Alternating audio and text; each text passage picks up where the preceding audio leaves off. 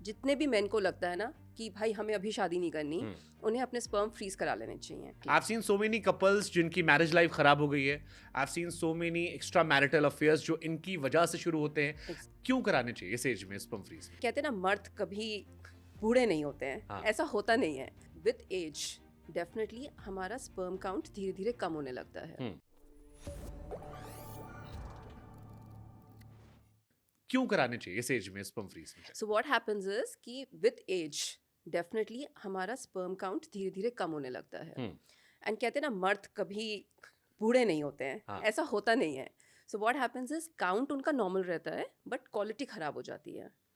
So obviously conception करने में, pregnancy करने में प्रॉब्लम्स होती हैं. सो जितने भी मेन को लगता है ना कि भाई हमें अभी शादी नहीं करनी, उन्हें अपने स्पर्म फ्रीज करा लेने चाहिए.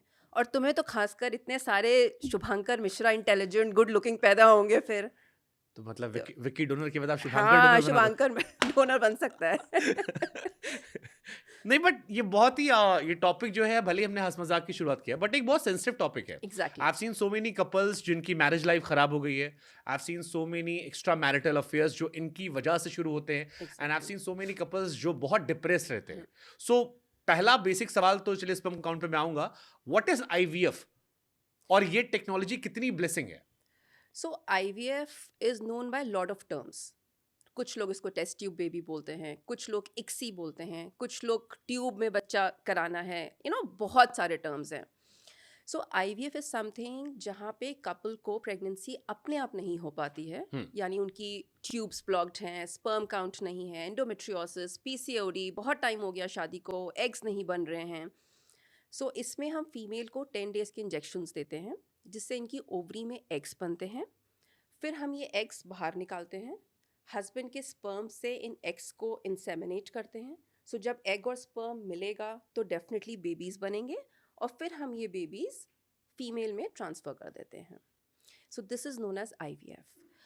बट जो भी कपल को प्रेगनेंसी नहीं हो रही है, ज़रूरी नहीं उनको IVF चाहिए. They can conceive by medical treatment, IUI और IVF.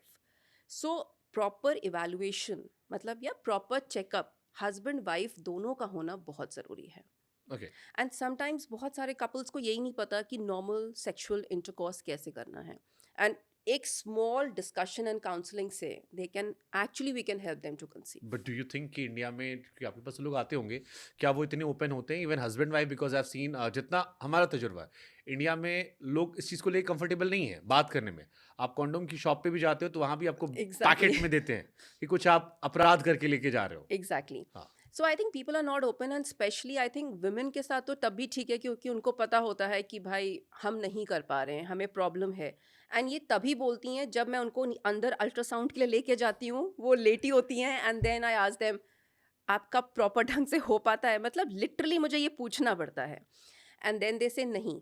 सो हमें तब पूछना पड़ता है प्रॉब्लम किस में है, आप में या आपके हस्बैंड में. So most of the women they से कि भाई प्रॉब्लम मुझ में है क्योंकि मुझे डर लगता है. एंड इस प्रॉब्लम को बोलते हैं vaginismus. They have a problem in taking the male part inside them. And कभी कभी मेल्स में इश्यूज होते हैं कि उनको इरेक्शन डिसऑर्डर्स हैं, एजैकुलेटरी प्रॉब्लम्स हैं, या उनको अपना कोई सेल्फ कॉन्शियस है जिसकी वजह से that normal thing doesn't happen. And then starts the proper counselling. Okay, तो अभी फिर मैं बेसिक से शुरुआत करता हूँ. आपके पास जब लोग आते हैं तो अभी they are open to talk? क्योंकि मैं आमतौर पर किसी पॉडकास्ट से पहले सोशल मीडिया पर एक पोस्ट डालता हूँ कि आपके अगर कोई सवाल है तो आप हमें लिख कर दे सकते हैं. मैंने बॉलीवुड एक्टर्स के साथ डाले, मैंने पॉलिटिशियंस साथ डाले, मैंने एस्ट्रोलॉजर साथ डाले, और भी वास्तु, बहुत सारे अलग अलग पॉडकास्ट किए मैंने. मुझे हर जगह पर हज़ारों सवाल मिले. जब मैंने IVF की बात की तो लोग कमेंट सेक्शन में भी लिखने से हिचकिचा रहे थे. एग्जैक्टली, होता है तो ऐसा. फिर मेरे जहन में ख्याल आया कि अगर ये कमेंट सेक्शन में लिख पा रहे हैं तो ये कैसे फिर घर में बात कर पाते होंगे या बाहर पूछ पाते होंगे? सो देखो शुभांकर, आई थिंक बहुत सारा डिफरेंस है आप कहाँ रह रहे हो, आपका एजुकेशन कैसा है और आप कहाँ से आ भी रहे हो. अब गुड़गांव दिल्ली में तो लोग आके डायरेक्टली मतलब बिल्कुल अपफ्रंट पूछते हैं मुझसे कि मैम मुझे इरेक्शन इश्यूज हैं, I can't do a normal intercourse, मैं क्या करूं.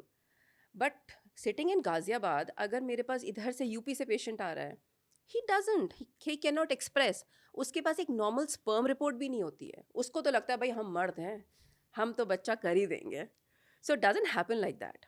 Okay. So then you have to tell them कि भाई आपको स्पर्म अपना सबसे पहले स्पर्म देना है, यहाँ पे टेस्टिंग होगी, एंड देन एक्चुअली हमें निकलवाना पड़ता है पेशेंट से प्रॉब्लम कहाँ है, because they never express. Then we have to start asking them questions कि ऐसा हो पाता है, ऐसा हो पाता है, ऐसा हो पाता है, तभी हमें समझ में आता है प्रॉब्लम कहाँ पर है. अपने आप वो कभी एक्सप्रेस नहीं कर पाते हैं. ठीक है.